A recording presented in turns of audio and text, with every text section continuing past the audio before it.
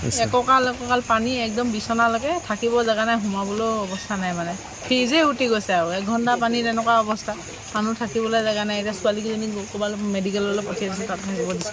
হৈছে কিন্তু ইমান অত্যাচাৰ পানী হোৱা নাই। আজি মানে ইমানেই পানী হৈছে যে আমি একদম পানী সোঁতটোৱে ইমান বেছিকৈ আছে, একদম লৈ গৈছেগৈ কঁকাললৈকে। ভিতৰত অৱস্থাই নাই, এতিয়া সোমাবই নোৱাৰোঁ, কি বুলি সোমাম ভিতৰত। বাচি কিনে বাহিৰলৈ আহিলোঁ, এনেকুৱা অৱস্থা হ'ল। এতিয়ালৈকে 1.5 ঘণ্টামান হৈ গ'ল আমি ৰাস্তাতে আছোঁ। এই মেইন ৰাস্তাটো অকণমান ডুবা নাছিলে, তাতে আমি আছোঁ। গোটেইখিনি ওলাই দিলোঁ ঘৰৰ পৰা মানুহখিনি, আমি গোটেই এই লাইনটো গোটেই অৱস্থাই নাই। আপুনি নিজে চাওকচোন, এতিয়ালৈকে পানী আছে।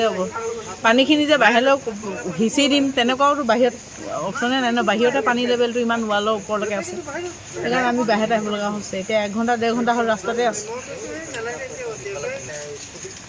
বৰষুণত পানী হয়, 1 ঘণ্টামান দিলেও মানে বৰষুণটো একচুৱেলি বৰষুণটো যেতিয়া দি থাকে তেতিয়া পানীটো নহয়।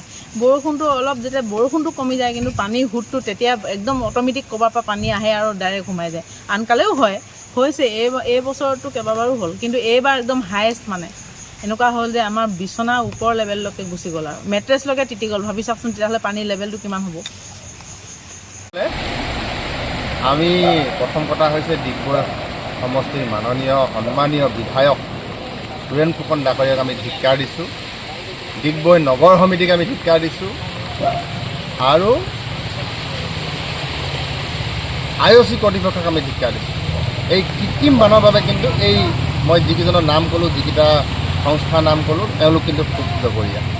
পূৰ্বতেও এনেকুৱা ধৰণৰ বানপানী হৈছে, কোনো ধৰণৰ ব্যৱস্থা হোৱা নাই, কোনো ধৰণৰ এওঁলোকে কাৰ্যব্যৱস্থা লোৱা নাই। নগৰখন মডিফিকেশ্যন, ক'ৰবাত ষ্ট্ৰীট লাইট কৰিছে, ঠিক আছে, ষ্ট্ৰীট লাইটৰ প্ৰয়োজন আছে, কিন্তু কিছুমান ক্ষেত্ৰত আমি দেখা পাইছোঁ যে ক'ৰবাত তেওঁলোকে পানীৰ ফাউণ্টেইন বনাইছে।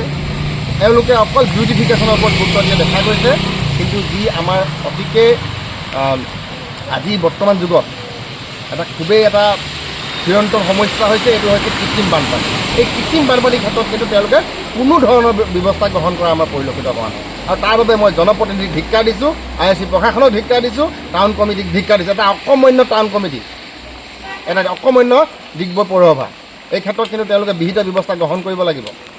এতিয়া প্ৰায় আমাৰ যিমানটা ৱাৰ্ড আছে তাৰ পৰা আধা সংখ্যক ৱাৰ্ড পানীৰ তলত ডুব গৈ আছে।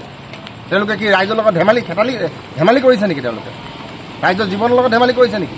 তেওঁলোকে এই ক্ষেত্ৰত কিন্তু তেওঁলোকে অতি সোনকালে ব্যৱস্থা লওক।